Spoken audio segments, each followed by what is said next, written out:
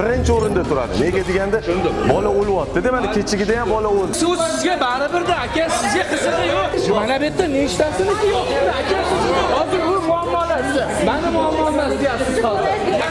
Xafa bo'lmang. Men ochiq Xudodan qo'rqaman, qolgan biror bir bandasidan qo'rqmayman. Sizga aytayapman. Televideniyadan qo'rqmayman.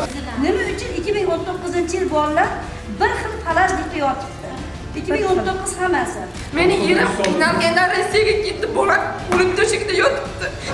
Vazirda baqir-chaqir qilyapsiz-da, men gapirsam, men ustimdan yana sakrab o'tib ketyapti. Sekinroq gapiring, iltimos. Nima uchun bosixona bizni qabul qilmaydi? Nima uchun vazir qabul qilmaydi? Nima uchun degan savollarimiz juda ham ko'payib ketdi bizda. Biz hal qilish yo'lini qidiryapmiz, bu yerda o'tirganimiz yo'q.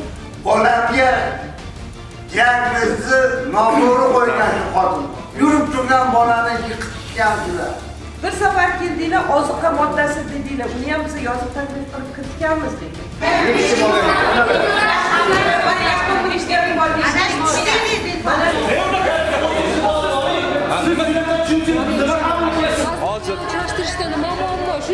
Hozir vazirlikda emas. Nega yozilgan? Agar vazir vaqti bo'lmasa, qabul qilmadi. Nima o'zingiz bilasiz? Necha marta keldim.